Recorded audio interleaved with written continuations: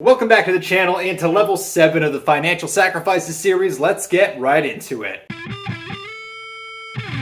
In the prior videos of this series, which are linked in the description below, I discussed all the ways that I cut back on my spending, minimize my expenses, and then transform my life financially. And as I mentioned in the introduction video, doing these things are basically the only reason that I was able to survive and buy the essentials that I needed. But even so, after making all of the sacrifices I discussed in the series, I was barely scraping by. So as an entry-level engineer, I had $25 a week left over after my basic living expenses were paid. I literally would not have been able to afford things like rent and groceries had I not done the things I discussed in this series. Which means if I had any unexpected expenses, so a big car repair bill, some healthcare emergency, anything like that, it could take me literally weeks or even months to recover because I only had $25 a week left over. Which also assumes that nothing else went wrong in the several months it took me to repay it that would put me further into debt. I knew I couldn't live like that forever and that I had to make some drastic changes to try to get ahead financially, which brings us to this series, and today at level 7, which is how I did all of the things that I discussed in this series and how it changed my life, how it impacted me, and how much money I saved along the way. So this is the final video in the series. It's going to tie everything together from the prior episodes linked below. Those will give you the more in-depth explanation of each individual concept, but I'm going to assume that you already watched those. So this is just going to tie everything together, give a couple pieces of advice, and a couple other recommendations that I kind of developed by doing this on my own. So how did I combine all of these concepts all at once? Well, the easiest answer is that I just took every concept and applied it to everything I did at every single level I could. But if you're just getting started and you want to do this, there's basically 3 phases of what I would recommend that you do. Phase 1, change everything that you can right now today within your current living situation. Phase 2 is make slight changes to your current situation. And then phase 3, realize phases 1 and 2 don't save you enough money and make some pretty major and substantial lifestyle changes. Phase 1 and phase 2 might not be enough for you to become financially secure overnight, but they're still critical phases, okay? Those are your fundamentals. That's your foundation. And it doesn't matter how much money you have at the end of the day, if you don't have good fundamentals, you're not going to succeed. So if you try to jump to phase 3, you try to do the big changes, but you don't change your day-to-day habits, you don't develop a level of discipline, that you don't just impulse buy everything you want all the time. If you don't have that level of self-control, you're probably not going to be successful unless you get the first 2 phases down. And if you want proof of this, you can look this up. 70% of lottery jackpot winners go bankrupt within a few years for this reason. So it doesn't matter how much money you have. If your fundamentals are absolutely garbage, you're not going to succeed. So make sure you get those down before you start jumping to the big stuff. Which brings me to my second recommendation, which is something I did personally as well. It can be very easy to focus on the near term, especially when you're living with only enough money that gets you through the day-to-day, the week-to-week, or the month-to-month. It's hard to focus long-term because there's so much stress and pressure to get money now for the things that you need to survive. I get that. I've been there. I've lived in it. But if you really want to get ahead, if you want to succeed financially, you have to get out of the short-term mindset. You have to start planning as far ahead as you can, as early as you possibly can. So for example, the majority of people that I've helped budget that had monetary issues, it's because they had zero foresight. They'd go out and the second any money hit their account, they'd spend just about all of it. Then the next week, their car payment would come around and they complained that they didn't have any money for their car payment and that it took somewhere between half and 2/3 of their paycheck. And then the week after that, their rent was due and they complained they wouldn't be able to afford their rent. And the thing is, in some cases, these people made more than enough money to pay for these bills. They just had no foresight at all. Their car payment was due the same day of each month. Their rent was due the same day of each month. But they literally didn't have 2 weeks of foresight. So they'd go out and they'd go bar hopping to a bunch of different restaurants and blow, in some cases, $500 in a weekend and then complain that their $350 car payment was too much and took out most of their paycheck. One of these individuals made $50,000 a year more than I did. And it doesn't matter because their fundamentals were so bad that they never had any money left in their account. But if you start planning ahead financially, you forecast farther and further out and you evaluate all the expenses you know of that are going to be in the pipeline that you're going to have to pay, you position yourself better financially so when that expense comes, you're prepared for it, you're ready for it, and there's no stress involved with how you're going to to make it work. Then the other part of this is as you look ahead and as you start forecasting farther out, whatever seems to be the cheapest option or the best option right now at this second isn't always the best option long term, which long term gets you a much better value and makes your money go further. So in reality, you should probably count all that as like a phase zero. So committing to making those changes that are necessary, committing to exercising that foresight financially, and committing to having strong financial discipline and sticking to things so that you can reach your goals. So let's start with phase one, which is the excess spending. Now, I was already not really a big shopper, but I cut out all shopping and all eating at restaurants because, first of all, I knew I couldn't really afford it, but I knew that it wasn't things I needed and wasn't really essential to my survival. If it wasn't essential to me living or me getting to my job, I did not buy it. But even if it was essential, I would still have to evaluate how critical it really was, what my priorities were, and what I needed to buy first. And even then, can I get a better deal on it elsewhere to minimize my total cost and to maximize my value long term? So for example, when I was starting my career, I bought a bunch of work outfits because I needed them for my job, but other than that, I didn't buy any clothes for myself. Sometimes people would gift me things, but I didn't really buy myself any new outfits because I already had working outfits and I didn't need a new style. Instead, what I did was take care of the things that I had to try to make them last as long as possible. So for example, if I'm doing a video like this where I'm just talking to a camera, and a lot of my other videos, I might be wearing a collared shirt because it's low impact. I'm not going to be abrading it. I'm not going to get it oily and greasy. I take care of those clothes, I keep them clean, and I don't use them in ways that's going to abrade them and tear them over time because I want those clothes to last. On the other hand, if you see me doing a project on this channel, which I have plenty of, I'm usually wearing one of like 4 or 5 different outfits that are my working clothes. These are the clothes that I don't care about, that if they get stained, they're already stained, so it doesn't matter. If they're torn, they're already torn, so it probably doesn't matter. And basically what I'm doing is sacrificing those like 4-ish pairs of clothes to keep the rest of my clothes nicer for longer. But what it really comes down to is taking care of the things you own to better preserve them. So another great example of this was my WRX. I had a highly modified Subaru, which was a great financial decision, but I'm a huge car guy. I used to drive pretty aggressively and fairly quick all the time because that's what I enjoyed doing. But as a result of that, my car broke a lot. Like a lot. A concerning amount. If you act like you're a race car driver every single time you get behind the wheel, first of all, you're going to use more fuel, you're going to do more wear and tear on your car, you're going to have higher maintenance bills, and the car is going to depreciate faster. So even as a car guy, I didn't want to drive anything boring, but I was driving 50 miles each way to work at the time, so I had to evaluate financially whether or not it was worth getting a car that was more fuel efficient. But what I figured out was by accelerating and driving more slowly and reasonably, my fuel economy went up enough that it was close to any replacement vehicle I could get, and by driving it less aggressively, I also broke it way less often, which granted was a pretty low benchmark, but it did make a significant difference. My average maintenance cost was cut in half, and the other part was really cutting down on excess driving that I didn't need to do. So anytime that I did like a long car cruise or driving to car shows if they were a good distance away, things like that where I had to travel a little bit to enjoy it, I cut all those things out because I realized the amount of gas I was consuming to do those things was not insignificant, and the increased wear and tear on the vehicle was also a lot more than I thought it was. And going out to restaurants was kind of the same thing. You have to drive out there to do it, then you have to spend money there and then drive home, right? So there's a lot of kind of hidden costs associated with that. But beyond that, I looked at it from a sense of like cost per nutrition. What is the lowest cost I can achieve to survive? And cooking your own meals at home gives you the same nutrition at a substantially lower price point. So I did not eat out ever, and that includes takeout food. I think I got pizza one time over a 2-year span, and that was a huge deal. But even for the foods I did cook, I was trying to make my money go as far as possible. So I started by looking at cheaper brands or store brands, but ultimately what I ended up doing is I evaluated all the foods I was eating by cost per calories and cost per volume. So basically, what food gives me the most nutrition per dollar or makes me feel the most full per dollar? And if you're wondering, the answer is oatmeal for breakfast and pasta for dinner, and thankfully I already enjoy both of those, but it meant having them a little bit more often than I was before. Now, I wasn't going to survive off of only those two. I don't think that would have been a very balanced diet, but I at least got to the point that I was having those routinely because it was such a low-cost food. I also evaluated what I was bringing to work for lunch. Originally, I was using deli meat to make sandwiches, and where I was living at the time, that was like $8 a pound. But chicken breast at the same time was like $2 or $2.50 a pound, which means I could pre-make the chicken, cut it up myself, and put it into a sandwich, get the same level of nourishment enjoyment, and it was 25% of the cost of what I was doing before. I also brought leftovers instead of making a fresh meal every time to the office to make sure, first of all, that I consumed everything I cooked, but also to keep my costs a little bit lower. And that's really what brought me into the phase of rationing, because I rationed everything, all the stuff. Because at that point, I kind of needed to do that, right? I knew if I spent X number of dollars, it had to last me X amount of time. So for example, if I bought a box of pasta, I knew that box of pasta had to last me a certain number of meals. If I filled up my gas tank in my car, I knew that had to last me a certain number of days commuting. But really, the key to all of this was the level of detail that I planned it down to. So for example, I enjoyed chewing gum, and gum is not exactly an expensive commodity. Even so, I knew that to be able to financially justify it, because it wasn't something that I needed, I had to make a certain number of sticks last a certain amount of time. I had to impose a maximum that I could consume per day, and however I wanted to have those within the day I could do it, but that was the cap and I couldn't go over it. And beyond that, between rationing and trying to lower my cost per use, I actually got to the point that I would take a stick of gum, break it in half so I could enjoy the flavor for twice as long, because I had it in 2 parts rather than just 1, which quite literally cut my cost per use in half. Which sounds extreme, and it kind of is, but I could not justify the cost of chewing gum had I not done that. And I did the same thing for the snacks I was eating throughout the day as well. So before I started doing this, what I would do is just fill up a Ziploc bag and then pretty much eat the whole thing throughout the course of the day. I started realizing I don't necessarily need a full bag, and slowly started paring it back. So I did like 3/4 of a bag, then like 60%, then half full bag. Then I started buying a smaller bag so that I couldn't go over a certain amount. And this might seem like a very small change, but even so, the snacks started lasting me 2 to 3 times longer than they did originally, which is kind of the reason that I started doing this across everything I ate, is because I knew that if I could make everything last 2 to 3 times longer by cutting back a small amount that I'm eating per serving, that in return my grocery bill would literally be cut in half. Effectively, what I had to do was treat everything I bought or everything I consumed as if it cost $100 a pound or $100 a gallon, to try to make everything last longer, because unfortunately I had so little money at that time that it might as well have been that expensive, because I could not afford anything, I could not afford to waste anything, and I certainly could not afford to buy more than I needed. And I did the same thing for entertainment expenses as well. So for example, I looked at everything I did outside of work for enjoyment that I could potentially cut down the cost of doing. Anything that required a lot of driving to do, I cut that out to lower my gas costs and to lower my vehicle maintenance. I really could not afford to drive anywhere, so if I did go somewhere, it was typically with my dog to like a local hiking trail that was free to access. I'd also spend time hanging out with my friends, but we'd typically do it at someone's house or apartment, so that way we weren't going out spending money. They all lived semi-locally, so I wasn't driving long distances to get there. And even for the hobbies or activities that I did at home or with these friends, I basically looked at everything that we did and I said, what gets me the most entertainment or the most hours of enjoyment for the least amount of money? Basically a cost per use, but modified to cost per hour of entertainment. Most of the projects that I enjoyed doing, both now and back then, are not necessarily inexpensive. Modifying a car is not cheap. Even my woodworking projects, the cheap ones are like $100, and let's say that takes me 5 hours to complete, that's still $20 per hour of enjoyment. By comparison though, let's say you bought a new video game. That was $60 at the time. Those can provide, in some cases, thousands of hours of enjoyment, especially if you're doing it as a social activity with your friends. So as a point of comparison, let's say you pay $60 for a game, it's 100 hours of entertainment. That means you spend 60 cents per hour of entertainment. But let's say you use it for 500 hours. That number goes down to 12 cents per hour of entertainment. So that means the cost per entertainment is